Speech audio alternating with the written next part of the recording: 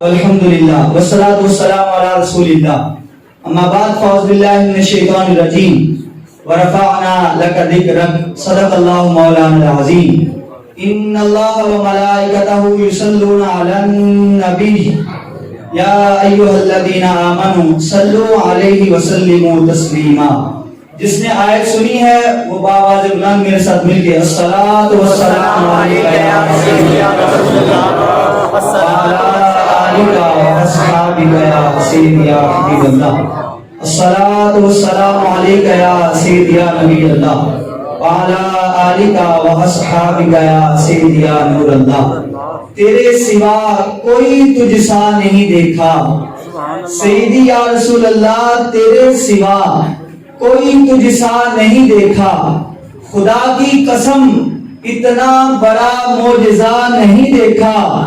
تیرے ایک سچ پہ صدا کیے سجدے، تیری قسم ہے کہ اب تک خدا نہیں دیکھا. اور پھر پیار، اتفاق، اتحاد ہونا چاہیے. اساں کدو کہنے فساد ہونا چاہیے.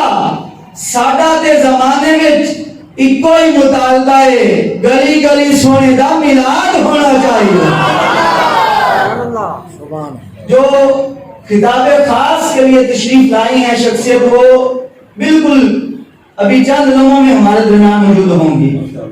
مجھے منع کیا گیا تو مہدی کلمات نہیں بولنے، تو میں آپ کو اتنی محبت سے عرض کروں گا، جب میں اور آپ محفل کا ارادہ کرتے ہیں تو کوئی فلیکس ڈیزائن بنواتے ہیں، اشتہار چھاپتے ہیں، رائٹ ہینڈ لکھ دیتے ہیں یا اللہ، اور اس طرف لکھ دیتے ہیں یا رسول اللہ صلی اللہ علیہ وسلم، نیچے لکھ دیتے ہیں محفل میلاد مصطفیٰ. ساتھ پتہ آ جاتا ہے خطیب کون سا آ رہا ہے، قاری صاحب کون سے آ رہے ہیں، یہ ساری ڈیٹیل ہوتی ہے. یہ ہم محفل سے پہلے لوگوں کو اطلاع دیتے ہیں. یہ تھوڑی اطلاع میرے ساتھ آپ مل کے بولیں گے تو سمجھ لگ جائے گی. ایسے ہاتھوں کو بلند کریں جیسے آپ دعا کر رہے ہیں، ہاتھوں کو بلند کریں سارے بندے. اور دائیں ہاتھ کیا لکھا ہوتا ہے؟ یا اللہ. کیا لکھا ہوتا ہے؟ بولے بھی بولے، جس کو اللہ نے زبان سے بولے. رائٹ ہینڈ سیدھے ہاتھ کی لکھا ہوتا ہے. جو بندہ بر وقت نہ رکے، وقف نہ کرے، اسے بے وقوف کہتے ہیں. جو بر وقت رکے نہ، جس کی بر وقت بریک نہ لگے، وہ بے وقوف ہوتا ہے. اب بے وقوف بندہ بے وقوفیاں کرے، ہمیں سے کوئی فرق ہے نہیں پڑتا. ہم نے وقف اس کے مقام پر کر کے لوگوں کو بتانا میلاد ہوتا کیا ہے، تاکہ بے وقوفوں کو اپنی بے وقوفی کا بھی پتہ چلے اور عاشقوں کو حقیقت کا پتہ چلے، سینے ٹھنڈے ہو جائیں. رائٹ ہینڈ کیا لکھا ہوتا ہے؟ یا اللہ. بولے کیا لکھا ہوتا ہے؟ اب میرے ساتھ وقف کرنا ہے تاکہ سینے ٹھنڈے اور بے وقوفوں کو سمجھ لگے. نیچے لکھا ہوتا ہے میلاد مصطفیٰ صلی اللہ علیہ وسلم. اب پر وقت وقف کو سمجھیں. یا اللہ بولیں، میلاد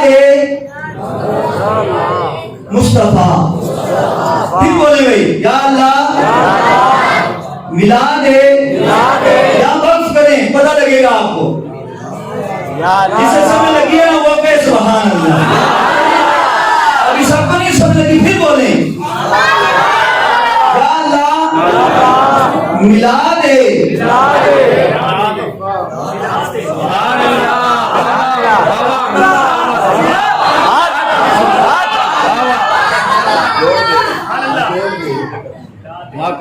اب سمجھ لگی میری بات؟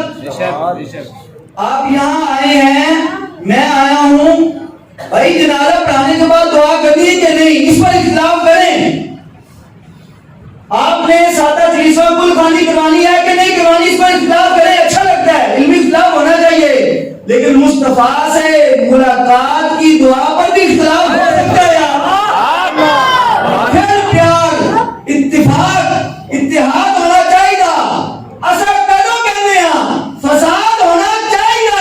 ساڈا تے زمانے وچ ایکو ہی مطالبہ ہے، گلی گلی سونے نال میلاد ہونا چاہیے.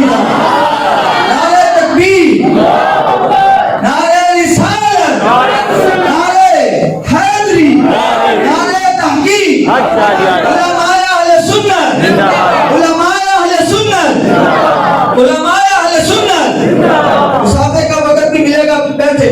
رات مکمل ہو رہی ہے. جلدی سے تشریف فرما لے سارے احباب.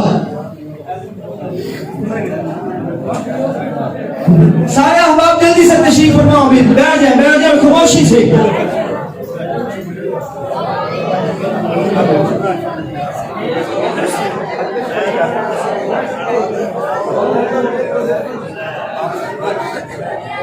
جلدی سے بیٹھے بھی. جو جس کو جہاں جگہ ہو رہا تھا تو پہلا سنت و برات اجتماع قائد ملت اسلامیہ مجدد دین و ملت الشاہ احمد نورانی صدیقی علیہ رحمہ کے کرائے کے فلیٹ کی بیٹھک میں ہوا تھا. اس لیے ہم بھی خود اسلامی والے ہیں الحمدللہ. ابراہیم نورانی صاحب کے مرید ہیں. تو زمانہ نبوی کے ہم مدنی قافلے کی بات سن کر کے تو مائک میں نے حضرت کو دے دینا ہے. زمانہ نبوی شریف میں مدنی قافلہ سفر کے لیے گیا. جب مدنی قافلہ جس کام کے لیے بھیجا گیا تھا واپس آیا تو امیر قافلہ کی شکایت کر دی گئی. یا رسول اللہ صلی اللہ علیہ وسلم, یہ جو ہمارے امیر قافلہ ہیں جن کو آپ نے ہمارا امیر بنا کر بھیجا تھا, انہوں نے دوران سفر ایک نیا کام شروع کر دیا. کیا شروع کر دیا؟ نیا کام. کون سا نیا کام؟ جب بھی نماز پڑھائی, جب بھی جماعت کروائی تو ہر دفعہ سورۃ اخلاص کی تلاوت کی. قل هو اللہ احد اللہ الصمد لم یلد ولم یولد ولم یکن له کفوا احد.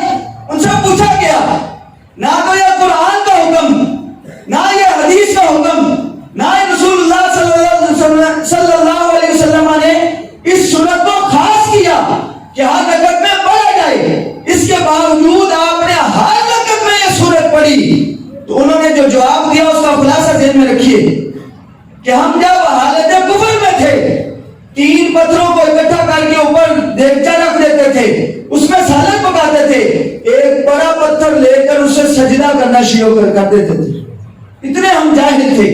سانپ جیسے بت, دیو جیسے, پریوں جیسے کیسے کیسے بت ہم نے گھڑے ہوئے تھے, ہر نے کعبہ میں رکھے ہوئے تھے, ان کو سجدے کرتے تھے. پھر محبوب آپ آ گئے. جب آپ آئے اور آپ نے ہر نے کعبہ کو بتوں سے پاک کیا اور یہ آیت ہمیں سنائی وَلَمْ يَكُنْ لَهُ كُفُوًا أَحَدٌ, میرے رب جیسا کوئی نہیں. میرے ساتھ مل کے بولے میرے رب جیسا, میرے رب جیسا, میرے رب جیسا. محبوب جب آپ نے یہ آیت پڑھائی حُبَّكَ أُحِبُّهُ, یہ جب میں آیت پڑھتا ہوں کہ میرے رب جیسا کوئی نہیں, مجھے اس سورت کے ساتھ پیار ہو گیا, قرآن کی سورت کے ساتھ پیار ہو گیا. تو سرکار دو عالم صلی اللہ علیہ وسلم نے سارے صحابہ کی جماعت میں اعلان کیا جسے قرآن کی سورت سے پیار ہو جائے حُبَّكَ إِيَّاهُ أَدْخَلَكَ الْجَنَّةَ, میرے عطا کردہ رب کے قرآن کی ایک سورت کی محبت بھی لوگوں کو جنت میں لے جائے گی. میں بالکل اپنا وقت ختم کر چکا ہوں اور یہی گزارش کروں گا فاسقوں کی تعریف نہ کیا کریں. صاحبان قرآن اور خدامان قرآن اور جو اللہ اور اس کے رسول صلی اللہ علیہ وسلم کے دین کے خادم ہیں, محب ہیں, ان کے دست و بازو نہ کریں.